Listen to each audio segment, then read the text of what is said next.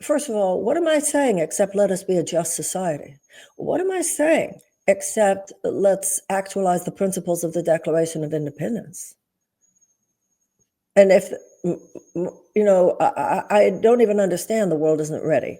The world isn't ready to be a better, more loving place.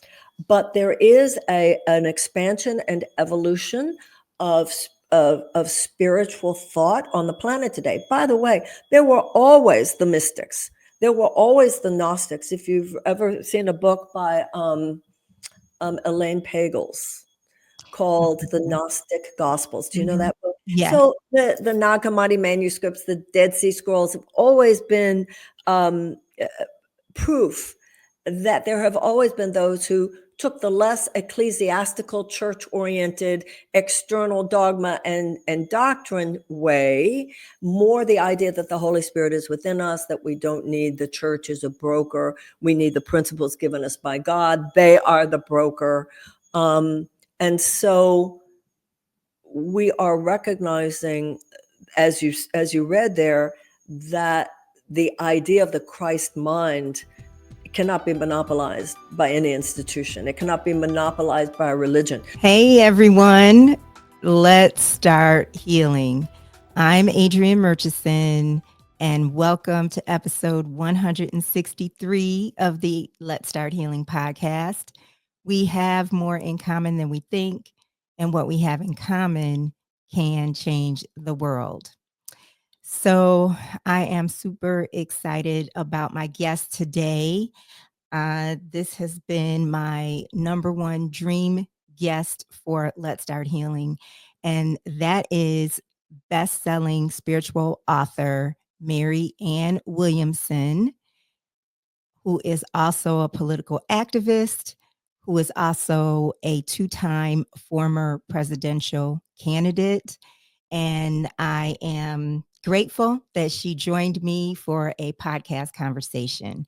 And it was everything that I could have hoped for in terms of what she shared and conveyed.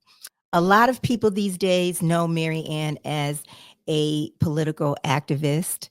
Many people know her as the best-selling author that she is and a teacher of A Course in Miracles. And I discovered Marianne or learned about Marianne for the first time through one of her books back in 2005 when I was gifted with one of her books, Everyday Grace. And that was this is Everyday Grace. And this is what introduced me to A Course in Miracles. And she talks about A Course in Miracles in this book. And I was like, what is that?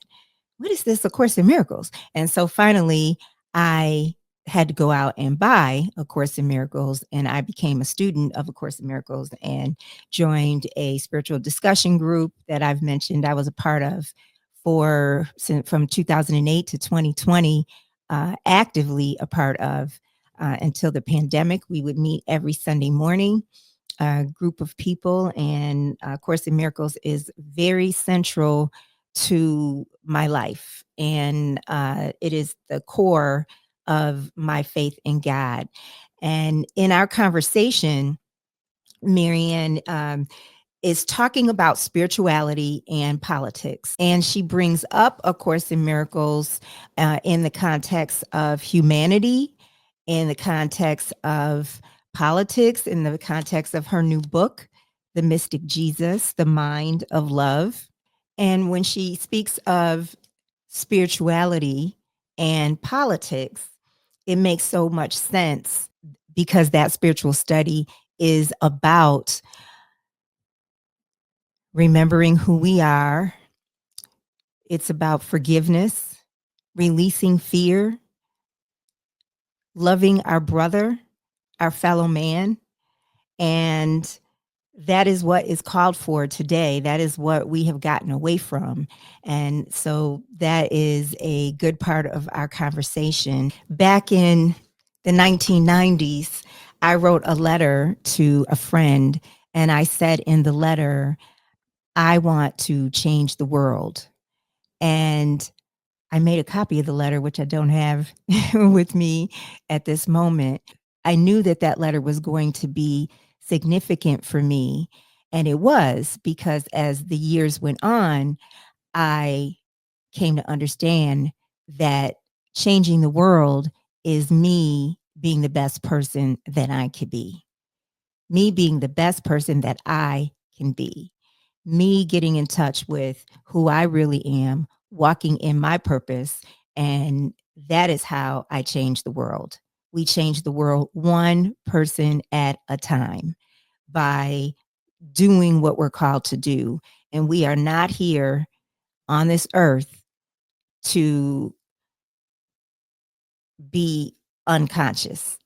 We are not here to be passive. We are here to care about each other and to do what we can to serve each other and serve the greater good. It's so easy to fall into that trap and get further and further away from loving our neighbor as ourselves. And when I think about this, something that comes to mind is integrity. And in all the years that I have read Marianne's books or uh, heard her talk or go to see her talk in person, I've probably seen her talk at events in Atlanta 3 or 4 times over the years. And certainly I've seen her all over the internet giving different lectures and talks on A Course in Miracles or on politics.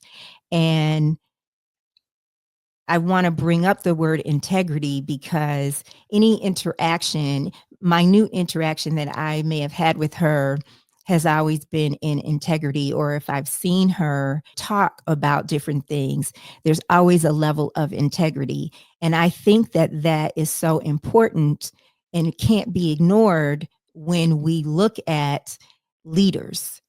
When we look at leaders who have an impact on our lives and our livelihood, we can't disregard what they say and say, oh, they didn't mean that. Oh, that's just the way they talk. Oh, that's just bluster. We can't be that way. We have to be responsible and hold people accountable. And I bring this up with her because just to share just little drops. And the reason that I'm sharing this is because um, one thing doesn't necessarily define a person, or two things they don't necessarily define a person, but ultimately we do show people who we are. And I first talked to Marianne directly around 2007, I would say. She was going to be in Atlanta for speaking at a Unity church here. And I was trying to reach her. I was working at the Atlanta Journal-Constitution, and I was trying to reach her for a phone interview for a story. And I was having a hard time getting a hold of someone on her team to try to arrange an interview. And I must have communicated that because when she called me back, she apologized. I'm sorry it was so hard to get in touch with me. Let's talk. And, I proceeded to interview her. Then a few years later, she was in Atlanta again to speak at Unity Church. And I was working at a spiritual bookstore. And I thought, oh, wow, it would be so great if while she's in Atlanta, she could come here to the bookstore and she could, talk to people. We could arrange for, a little mini event here. And so I called and I left a message with her people or emailed. Well, anyway, she called the bookstore, and I was there when she called and I answered.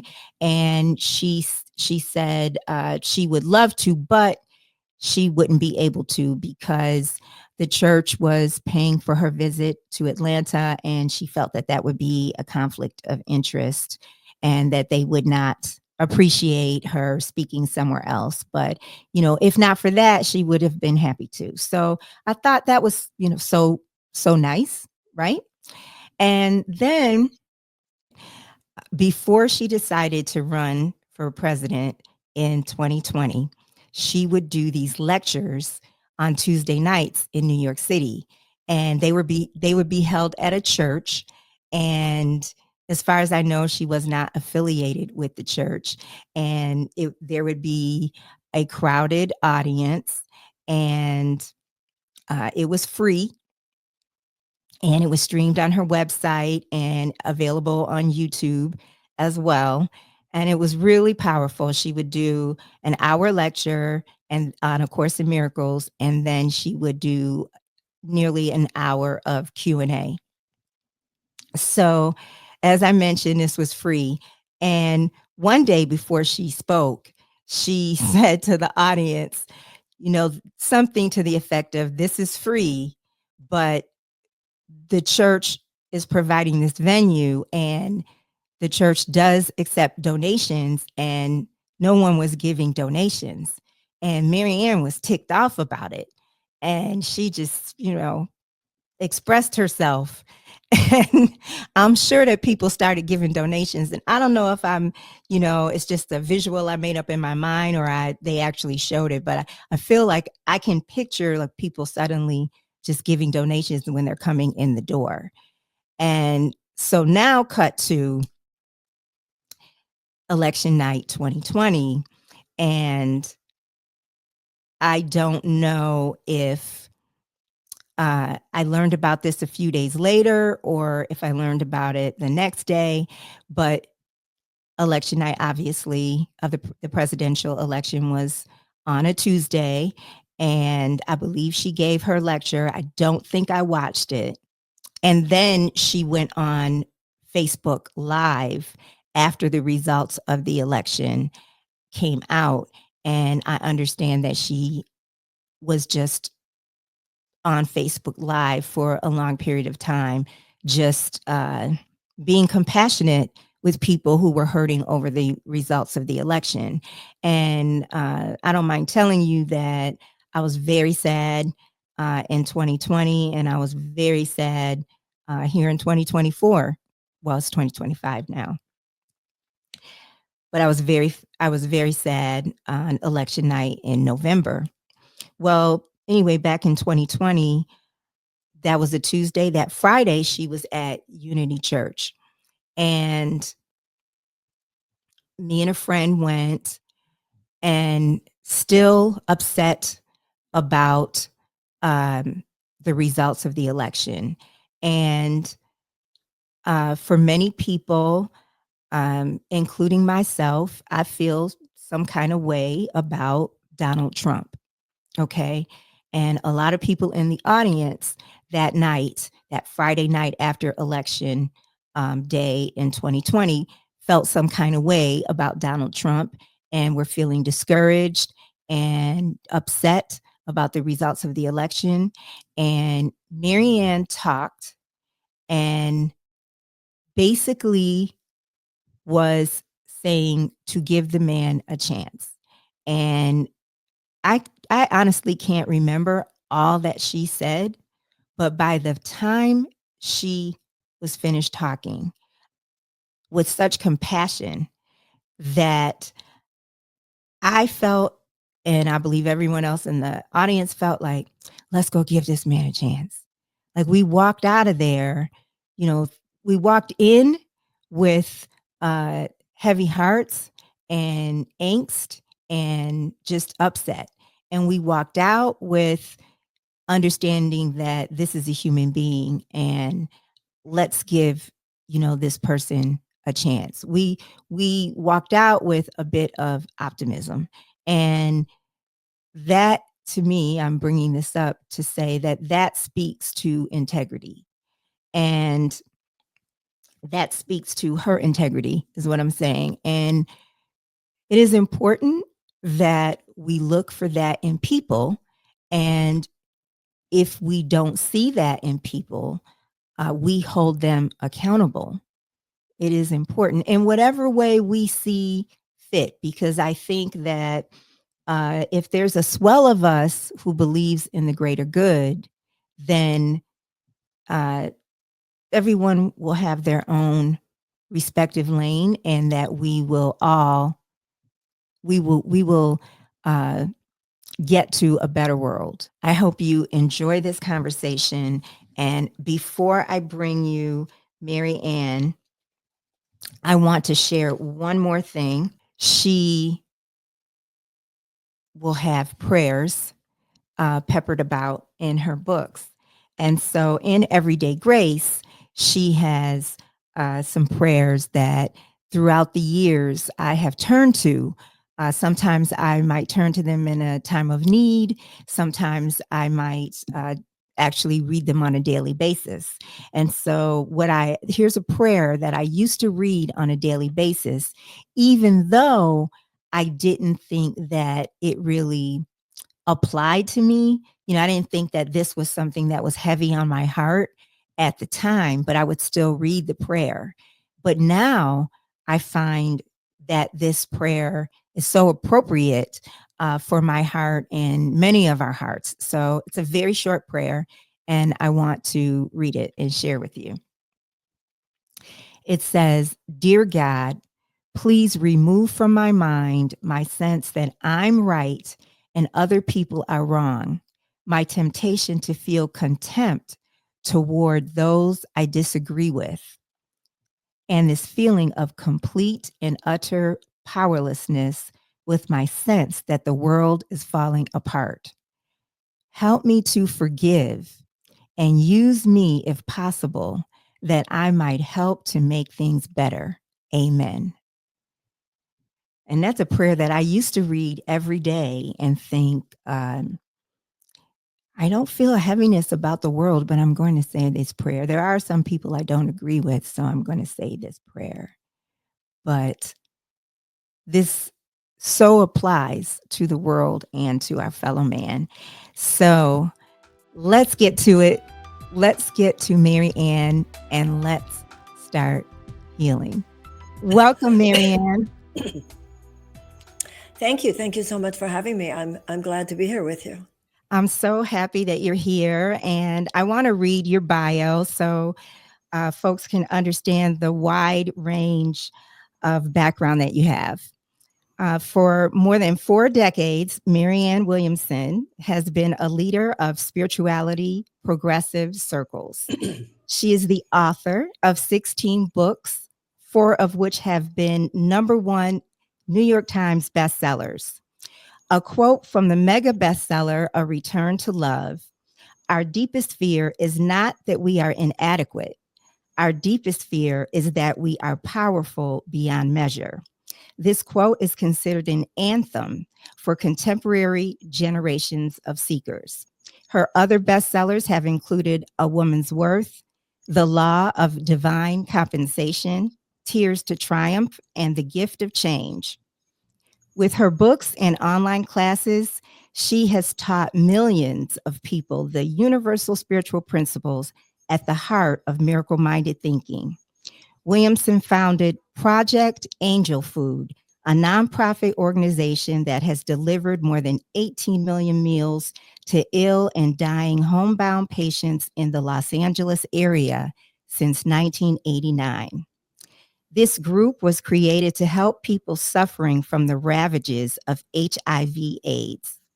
She has also worked throughout her career on poverty, anti-hunger, and racial reconciliation issues, such as reparations.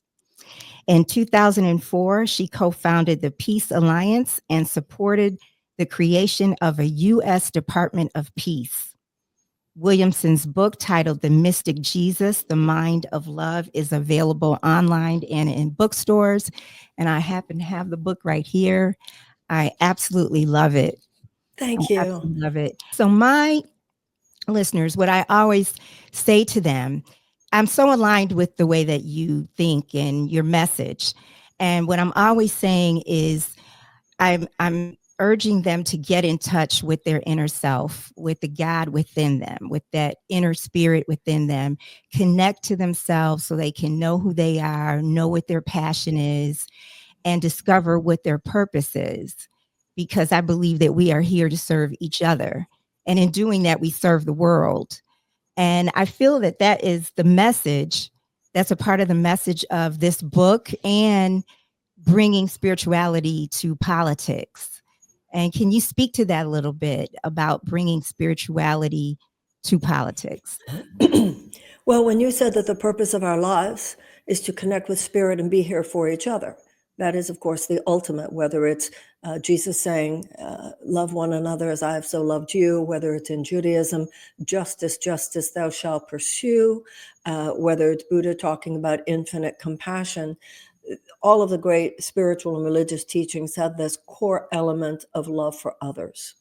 So spirituality in politics takes the stand that if that is the purpose, which we agree that it is, of all individual behavior, it should be the purpose of collective behavior as well. So if my purpose is to extend love and justice, then the purpose of all public policy should be to extend love and justice. And just as we are told to not to bow down to idols, what has happened in our society, for instance, with an economic paradigm and the idea of short-term corporate profits overriding humanitarian and democratic values, we now bow down to the idol of corporate profits. Mm-hmm. Take no gods before me means put nothing before love. So Mahatma Gandhi first articulated the principles of political nonviolence.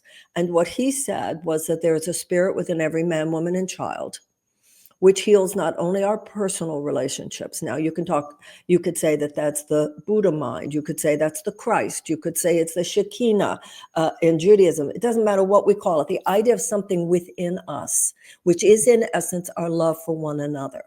And what Gandhi said is that this heals not only our personal relationships, this same force also heals social, political, and economic relationships. Now, Martin Luther King Jr. went to India, studied the principles of nonviolence, and came back and applied them to the struggle for civil rights in the 1960s in the United States. He said that Gandhi was the first person who had taken the love ethic of Jesus. Now, it's worthy of note that to King, this was the love ethic of Jesus. To Gandhi, it was the love ethic at the heart of all the religions, right? And he said he moved it beyond mere personal interaction to be a social force, broad-scale social force for good. So we're talking about the evolution of the species. We're talking about agape love. We're talking about the idea that the love will save the world is not just you loving your child or my loving my child, but evolving to the point where we have to see everybody's child as important to us as our own children. And that, of course, affects things such as public policies in a very big way. Public policy is an expression of our collective behavior. So we have to move beyond, I'm trying to be a good person, to, I want this to be a good nation. I want public policy to express justice. I want public policy to express compassion. I want public policy to express love. Now, there are some who would say, yes, but then people wouldn't make money, but that's ridiculous. It means there would no longer be a tiny few who could exploit the public for personal gain. But actually, this would only grow a more expanded and much more abundant economy for everyone, because it would lead to the self-actualization of as many people as possible.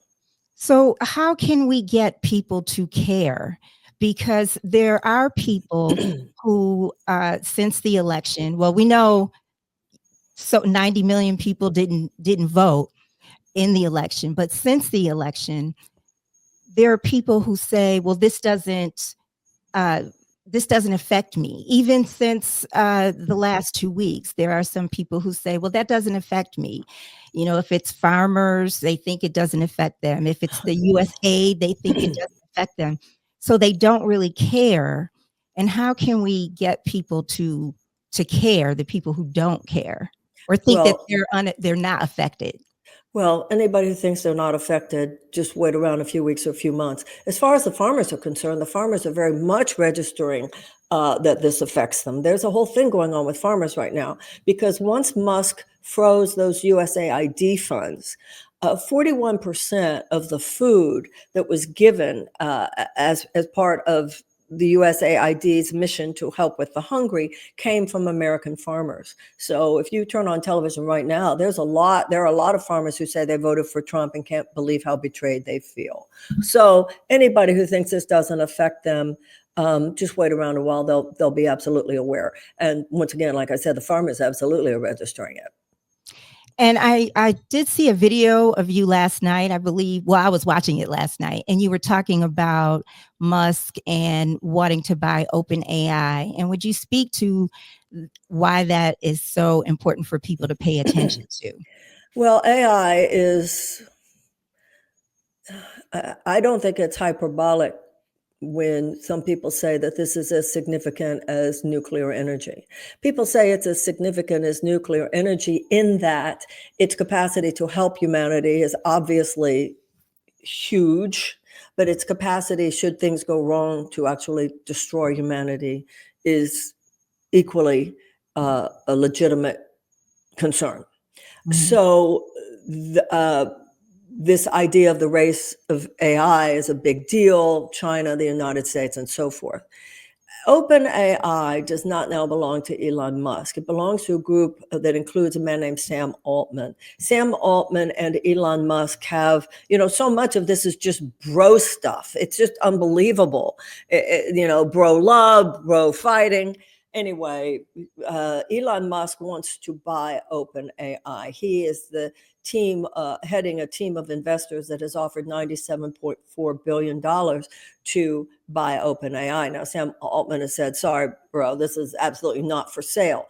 But the point that I was making in that video is that given that Musk has been given this completely illegal right, although it is not a legal right, by the president to control computer systems and to control payments the way he is actually doing already, plus the fact that he owns Twitter, plus if he were to purchase AI, his influence, his ability to actually control large segments of the global population would be unlike anything that we have ever seen in human history that we know of. And I think that the concerns about his power, or really the power of anyone who has that many billions and billions and billions, we're talking about a man who has hundreds of billions of dollars, is something, once again, if anybody thinks that this doesn't concern them, they're living with their heads in the sand. Yeah. If I could, I would love to talk about your background a little bit and your connection to spirituality and politics. I know that you ran for Congress, but when did you feel the calling to bring spirituality to politics? When my career began in the early 80s, and I always, I come from a politically aware home, so I was never not interested. I always voted and did what I could. I mean, I was out there anti-war, protests in the 1960s and 70s. So I was always politically active. But the way that my life and career unfolded, I felt that my greatest service was in the field of personal transformation, particularly as a student and then a teacher of the principles of the Course in Miracles. And through that career, I became very active. Really, it started because of the AIDS crisis. And what happened in Los Angeles at that time, first of all, the very fact I was living in LA, all of a sudden this terrible, terrible thing erupts. A lot of the people who were affected by the AIDS crisis were young men, really in the prime of their lives. Organized religions were very quiet. They had to work through their own homophobia and so forth. And Western medicine, it's not like it wasn't trying. It absolutely was. But it was kind of like COVID at that time. There was just nothing. And people were just dying. At that time, when I began, I was 31 years old. So here was a young woman who was just like these guys. I danced at the same clubs, came from the same kind of culture, right? Yeah. Who was talking about a God who, number one, loves us no matter what. And the fact that miracles happen. So gay men in LA gave me my career because people just started flocking to my lectures. I was just speaking at this little philosophical research society in Los Feliz. So from that, my career unfolded in a way that I would find myself very up close and personal with people whose lives were in big trouble. The joke used to be, nobody calls Marianne because things are going well.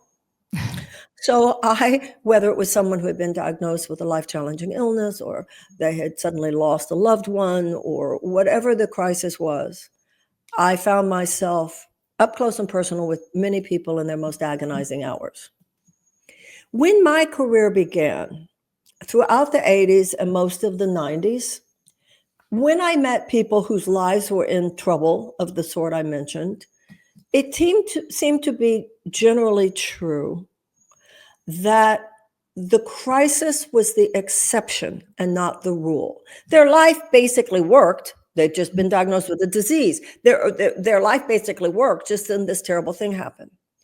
I moved to Detroit in 1998, and I began to see something because I was heading a non-denominational church in a blue-collar neighborhood in Detroit.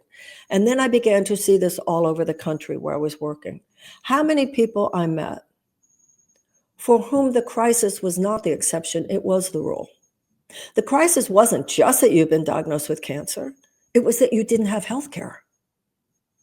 The crisis wasn't just that you didn't have a job, it was that one job couldn't support your family. And I began to see that, and also I've been very involved with everything I already told you, founding nonprofits, charitable giving. I began to realize no amount of charity can compensate for what has basically become such an unjust society.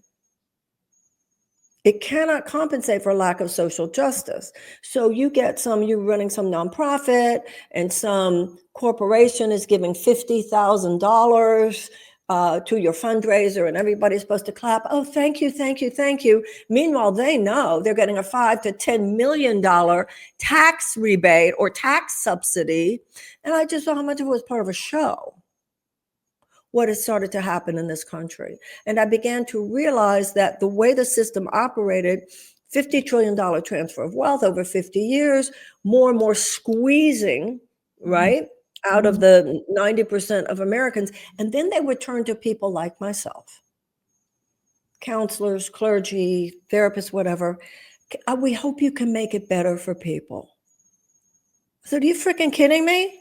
We hope you can make people more resilient. That's the new one, right? Make them more resilient. Why in the richest country in the world should really in a majority of Americans need to be so resilient that the system has so many people living on survival? So that's where I realized, no, we got to get in there. Because as part of the spiritual community, higher consciousness, we were in our own bubble, and we enjoyed it there. Because let me tell you, when you're just in that bubble, they're not coming after you. Yeah. So I enjoyed life before I was a target for every possible joke, mischaracterization, and smear on the internet. Believe me, they don't even mind. The system doesn't even mind if within that system you are successful as an author or anything like that, as long as you're not really coming for the system. Once you come for the system, they get vicious.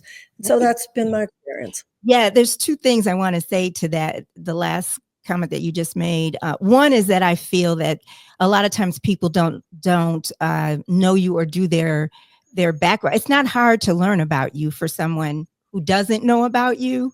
I know all about you, but for someone who doesn't, it's really not hard to find out. So that's one thing that I think people who who support you, whether it's spiritually or politically, can get frustrated about. And the other thing is, one of my loved ones will say to me that he doesn't think, like, you make so much sense, and he doesn't think that the world is ready for you. Do you feel that way sometimes, or do you feel that since the late 80s and the 90s that you're feeling the shift, especially more in recent years? Do you think that the world is ready for spirituality and politics? I mean, for me, that's just the way we're supposed to be in terms of humanity. Well, what I've been saying for a long time is, we'll get ready for it, or get ready for fascism. And I think I was right. And what does that mean?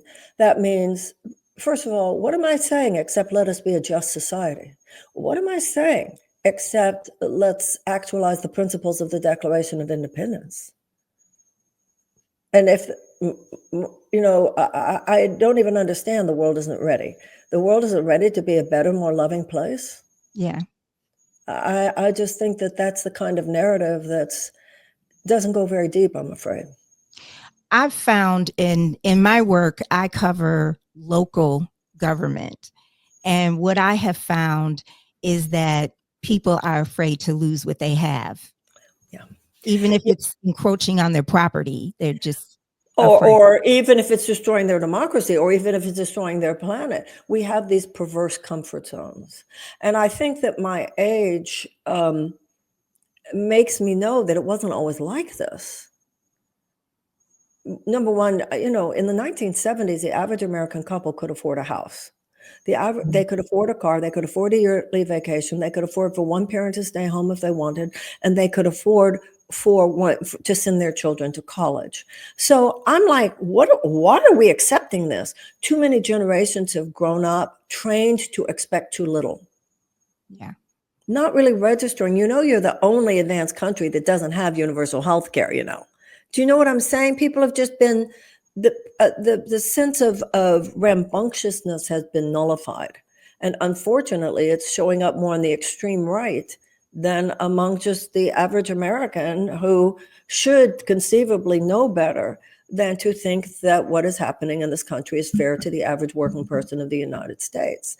Everything that I say, when you said that your relative said the world isn't ready, the things that I say politically are things that would be considered moderate positions in most European countries. Mm-hmm.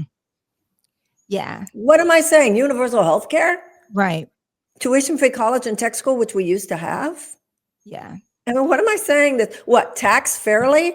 The way the tax system worked when we had a thriving middle class? Don't demonize unions? Protect the planet? What's woo-woo or out there about any of that? And at this point, shame on people who are so easy to propagandize. Look what this has led to. Yes. I call it having their head in the sand. Very much so. That's what I call it. Would you speak a little bit to when you were running the last time, when you were in Iowa? I've heard you speak about talking to people who may have very conservative values, but then when you were in conversation with them and you were bringing some of these things up, they really understood. And my tagline for Let's Start Healing is, we have more in common than we think, and what we have in common can change the world.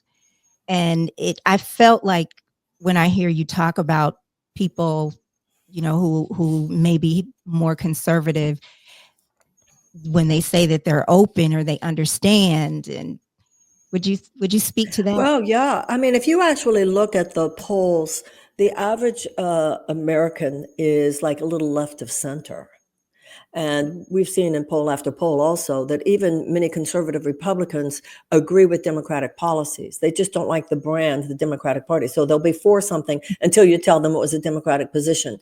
As a matter of fact, a majority of Republicans, as well as Democrats, not as great a majority, but a majority of Republicans do want to see universal health care. Mm-hmm. So something that you just said reminds me of a line from Clinton, when Clinton said, "There's nothing wrong with America that can't be made right by what's right with America." I did feel in running for president and throughout my career, the problem is not with the American people. The American people are decent. We're intelligent. I'm not saying we're better than other people. We're certainly not, but we are not this caricature that we sometimes draw even of ourselves. Where the problem is with a very corrupt political system. And that very corrupt political system actually sits on top like a pressure. It's pressing down like a top on a pot, making sure that the voices of real expansion, what you and I might see, expansion of opportunity as expressed and facilitated by public policy, would reach actually the ears of the majority of people, because that would upset the donor class that feeds both political parties. So the example that you're probably thinking of is a story I've often told about reparations. So I don't know if it was in Iowa or in New Hampshire. It was in a very white state. And then I actually had this experience in other places too, including South Carolina of all places. But in this one time that I remember, and I think it was New Hampshire, I'm not sure. I think it was New Hampshire, but it was very dramatic. Okay. And I remember I was upstairs at a bookstore where they had a bookstore, and then you walked upstairs and there was a big gathering space. So I had talked about a bunch of things, and then I started talking about reparations. And I noticed the body language, and it was an all-white audience. And I noticed the body language clearly begin to change. There was an obvious discomfort. There was a little bit of bristling. I remember some people putting their hands in front of their, arms in, front of their chest, much like, yeah, I heard this about her. Okay. And I started talking as though I was a middle school teacher. And this was before the 1619 Project came out. At the time when, really, that long ago, was like news to people, right? So in 1619, the first slave ships were brought over, then talked about the institution of slavery, talked about what happened in the late 1800s with the cotton trade, talked about the fact that at the end of the Civil War, historians believe 4 to 5 million formerly enslaved people existed. They were promised the 40 acres and a mule. That was never given. The Black Code laws, institutionalized suppression of Black people in the American South. You had almost 250 years of slavery, then followed by another 100 years of that institutionalized suppression, domestic abuse, blah, blah, blah. Then there's the Civil Rights Act. Then there's the Voting Rights Act. And if Martin Luther King hadn't died, and if Johnson hadn't died, the next thing they would have got, by the time I am finished, these people are jumping up and down. We have to have reparations. It's the only thing. You just got to do it. It's just something we got to do, everybody. Then I talked about, if you kick people to the ground, obviously you owe it to them to stop kicking. And we actually did that. But don't you owe it to them to help them get back up if you've kicked them to the ground for 350 years? And I talked about reparations to Jewish organizations by Germany, the 89 billion. And I'm telling you, by the time it's done, and I would hear that, we just got to do this. It's the only right thing we have to do. Now, what that showed me was what we need in this country is freaking leadership. Yeah. So we now have leaders following rather than leading, because it wasn't that hard. Like a little bit of history. All I'm asking you to, so when you talked about what is the relevance of spirituality to politics? A major spiritual principle is the issue of atonement. So the Catholics do it in confession, the Jews do it once a year, and the Yom Kippur, AA is a program of amends. People make mistakes. My great-grandparents, all the way, were not slave owners. My grandparents, they came over here from Russia. That's not the point. You're not taking blame. You're taking responsibility for the karma, as it were, of your nation. Mm-hmm. And it's a debt. It's like I said in that debate. It's not charity. It's a debt that is owed, and it's a debt that causes us to pass this toxic baton from generation to generation. When you look at countries who just cleaned it up, and you do what you can. You can't go back and make it not to have happened. But these psychological and moral principles make a difference. They make a difference in how we see one another, how we experience one another. So that was the story that you're referring to. When I saw all people needed was some leadership. All people needed was a little bit of a history lesson. Right. All people needed to do was to be reminded of some moral principle, and to be reminded of the fact that even when you mention these huge numbers, it's over 20 years and it would be less than we spend every year on defense. Somebody just laid out the truth. And that is how the liars got into power. Mm-hmm. Because those who supposedly believe in the truth haven't been willing to stand by the truth, had been incremental with the truth, had been willing to compromise with the truth. And I'm talking about the Democratic Party. Yeah. Yes. How much of a role does the media play? Because obviously there's half the country has a lot of compassion for other people, but we don't hear even over the last 2 weeks, the whole month of January, but especially the last 2 weeks, which have been, so hard for so much of the country.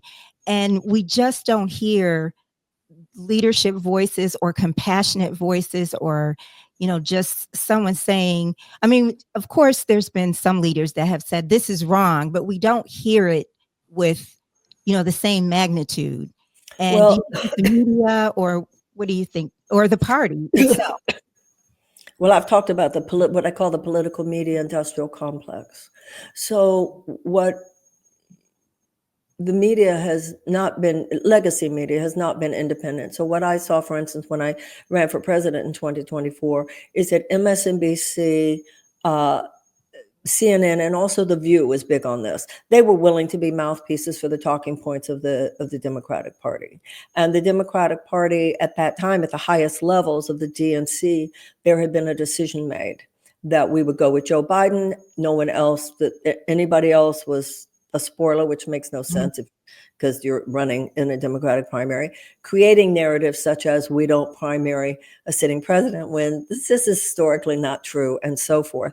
And the media went along. For instance, in 24, unlike 20, I was blacklisted basically on CNN and MSNBC. Now, another thing that I'll mention is something that you mentioned before, the laziness of the media, of the corporate media, and a lot of the independent media as well, by the way. So you were mentioning before how it's not that difficult to do your own research and see what my past actually was. But these people it's so sloppy, and it is so corrupt, and it is so unethical. Call me a crystal lady. Make me a joke, and then just repeat it again, and just repeat it again, and just repeat it again. And then also how, I grew up a Democrat. We used to be the free thinking people. Why are you just believing that? Why are you just buying it? One woman came up to me, a very powerful woman in a major American city, when I was running for DNC chair. And she came up to me, and I had just given a short 2-minute talk at the Interfaith Council. And she looked at me almost stricken. And she said, I just want to tell you. And she seemed like she said, I'm your fan. I just heard you, and I want you to know I'm your fan. And before, I wasn't your fan. And now that I've heard you, I am. And she said, I want you to know I am already pledged to a certain candidate who was running. And I looked at her, I said, thank you. The one thing I would ask is the next time you hear a woman trivialized, mocked, the way I was, that you will not be so quick to buy. She said, I know. I said, and another woman, she said, I get it. Because I had as much of that stuff from Mean Girls as from the boys. Right. So when you say, what does the media play? Unfortunately, with social media, the media is not just legacy media. It's also social media. And people who, Adrienne, like to think of themselves as too smart to be vulnerable to that kind of thing. Yeah. There's also there's a term often used in AA, contempt prior to investigation. People who will just see something, a line or Yeah. Were you saying that you were blacklisted the first time you ran, or this time? No. In 2020, I feel, as a minor candidate, certainly I was a minor candidate, I feel I was given appropriate and fair coverage by the media. I was on MSNBC, I was on CNN, not a lot, but I think in proportion to, I also had a CNN town hall. What they did this time, all the Republicans had town halls, even people who were much lower than I was in the polls at the time, Chris Christie and so forth, Vivek Ramaswamy. But absolutely not. They were towing the line on the Democratic side. It had been decided. Now, the traditional role of the political party is not that they get to decide who the nominee is. The people, the voters are supposed to decide who the nominee should be. But they went along of the total de-amplification of anyone who was not one of them. And like I said, not just de-amplification, but vilification, such as, Sunny Hostin on The Yeah. View, or people like Yeah. that. Yeah. Before we came on officially, I was mentioning that I saw you speak in 2023 at Hillside International Truth Center in Atlanta. And I was so moved. I was really in tears, honestly. And I felt like um, uh, you were weary, and that the people and the leaders who were there were booing you. In fact, there was a little circle surrounding you, up front, and everyone was praying and just giving you love, and it was very powerful. And I'm bringing this up to say that I get so amazed by you and how you keep going, and I'm grateful. And I know that a lot of people tell you how grateful they are. I see it in comments, on your videos. So I'm very grateful that you are who you are. And I'm wondering, my question is, how do you keep going? And what have you learned about yourself since the first time you ran to now? In the Course in Miracles, it says, you must take 100% responsibility for your experience. And if you don't, you will pay a very high price. And the very high price you will pay is that you will not be able to change it. So I definitely see things that I naively either did or failed to do that made it easier for people to form ammunition of sorts against me. I think the main thing I learned, however, is I'm still here. I think my spiritual challenge has been not to harden. My spiritual challenge has been not to become bitter. That's not the way I want to age as an old, angry, pathetic old woman. That's not what I want to be. I also feel, if you have any knowledge of history, that those who stood for what they believed in their hearts was goodness and truth, did not always have an easy time. There were always forces of resistance in this country to the true furtherance of the democratic franchise, the ideal that everyone should have a chance to soar. There have always been those who, for their own political and economic purposes, would do everything in their power, and usually they're the ones who have more power, to block the fuller actualization of those principles. They have never ultimately prevailed. Abolitionists ultimately prevailed. Women suffragists ultimately prevailed. Early labor ultimately prevailed. Civil rights ultimately prevailed. I believe that you and I are now living at a time when we are confronted and challenged by forces, in this case, techno-authoritarianism, every bit as vicious in their intent to basically destroy the possibilities of American democracy as ever before. So at this point, it's not even a matter of any of us, well, how is it for you? And I think this is about American, I want to say something here that I haven't said publicly, but I've been thinking about a lot. I am so proud of America's young women today. If you go onto social media, some of these young women are laying it down. Have you noticed that? Absolutely. I'm very excited by it. Absolutely. This is not a moment to think about how am I handling it or how are you handling. This is our, I think also, this is another thing I think Blacks and Jews share. We're talking about white supremacy and Christian nationalism here. White supremacy and Christian nationalism are absolutely at the core of this ideological takeover. And I think that there is a fierce cellular within Black people and white people, which is, you did it to my grandparents and you're not going to do it to my kids. Yeah. I think there's this fierce something rising up from the bottom of things. And it's not just, you don't have to be Black, you don't have to be Jewish, you don't have to be from a people who have a specific historical cellular memory to just be a patriot at this point and say, oh, no, not on my watch, not on my watch. Yeah. You are not going to just spread these big lies and get me to believe it. You are not going to smash through every democratic principle, tradition, and law, and even constitution and get away with it, not on my watch. So I think we have to really support that in one another right now. This is just not a moment when you can sit it out. And I think we need to no longer coddle that in each other or even in our friends. Yes. This is not a moment to just coddle our neuroses. This is a moment to ask each other, what incredible thing are you doing and how can I help? Yes. Yes. Wow. Well, that allows me to refer to this this line in your book. Of it's actually on the first page of chapter 1, and in speaking of Jesus, you said he did not set out to found an institutional church, yet one arose that has claimed for millennia a monopoly on who he is. And I wrote, that's radical, like in a great way.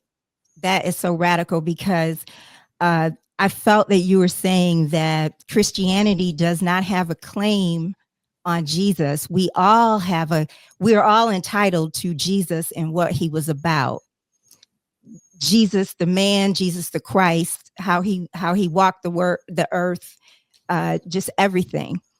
So speak to that a little bit for me. Am I on point with that? Absolutely. You know, I'm Jewish, and when I first saw the Course in Miracles, I was intrigued by the book, but I noticed very early that it was a traditional Christian language. So I thought, oh, this is a Christian book. And I was never taught anything when I was a child, one way or the other. I was just taught, no, honey, we read the other book. You know, we read the other Bible. I certainly was not taught anything negative or anything like that. Just we're a different religion, right? Right. But always, you know, Jewish people don't have a problem with Jesus. They have a problem historically with Christianity, and you can't blame them. Certain points in history. That's a very different thing. Jesus was a Jew. We understand that. There's a pride there, but certainly his teachings, whether we think he was the Messiah, that's a whole different theological point. So when I started actually reading the Course, I realized, oh, this is not a religion. It says several times, it's not a religion. It is a psychological mind training in the relinquishment of a thought system based on fear and the acceptance instead of a thought system based on love. So these very traditional Christian terms are used in decidedly non-traditional psychotherapeutically oriented ways. Jesus was a man, clearly. The historical Jesus lived. There's nothing in my book or in the Course in Miracles to in any way minimize that or show disrespect for that. But there is an expansion and evolution of spiritual thought on the planet today. By the way, there were always the mystics.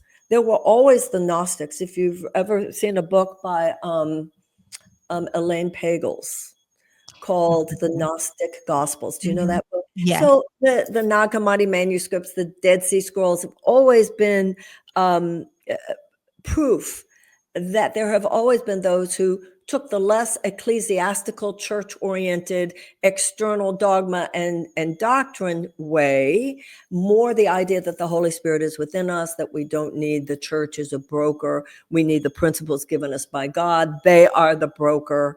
And so we are recognizing, as you read there, that the idea of the Christ mind cannot be monopolized by any institution. It cannot be monopolized by a religion. You know, a lot of people know about the work of Carl Jung, the Swiss psychologist, who said if you go deep enough into your mind and deep enough into mine, that there are mental images that we all share. He called them archetypes. Mm-hmm. The metaphysical notion of the Christ mind, if you go deep enough into your mind and deep enough into mine, we share one mind. Yeah.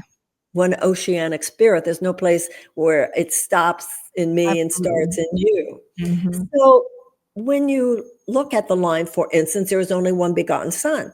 The traditional interpretation of there is only one begotten Son is Jesus was the only one. The mystical interpretation is that God created one Son, we're all it. If you put us all together, the identity we share, the hub of the wheel, one name for that is Jesus. Right. Jesus represents someone who has completely actualized divine consciousness being a perceptions of love that have dissolved all fear, That is not only the next evolutionary step for humanity, it is the only survivable option for humanity at this point. Him having reached that point, the Course in Miracles says, he has now been authorized by God to help the rest of us as a guide, as an elder brother, should we request it. Right. Right. So perfectly put. And I have one more question that I want to ask you. And I'm asking guests to tell me how they would define love, because I found in talking to a friend that this friend was very uncomfortable with love. Just the whole idea of love was coming across as a negative to this person. And so I started thinking about, just I want to delve into why, people are uncomfortable, with this word. And I want to start by asking how you would define the word well, love. in the introduction to the Course, it says the meaning of love cannot be taught, for that is beyond what can be defined. This Course does not aim at teaching the meaning of love. It aims at removing the barriers to the awareness of love's presence. I remember once early in my career when I was going to be on the Oprah Winfrey show, and she was, having me on, and we were going to talk about love. And she told me that one of her producers, or maybe she said this on the show, I can't remember. One of her producers said, "Well, shouldn't we bring someone on to argue the other side?" She said, "What other side? What other side? No, thou shalt not love." I mean, Right, it's just, right. Yeah, yeah. I say God is love, and we that's are love, right. That's obviously. right. That is who we are and the purpose of our lives. And our identity and our purpose are the same thing. Well, thank you so, so very much. This has been absolutely wonderful. Again, I just really appreciate what you do. Well, thank you. I And who you appreciate are. what you do. And it was great talking to you. And I think these conversations are really where the power lies right now. So thank you. Thank you. Thank you. Absolutely. Wonderful talking to you. You too. Thank you so much for joining us. Please subscribe to Let's Start Healing, like the episode, share Let's Start Healing with at least one person that you know. And until next time, let's start healing.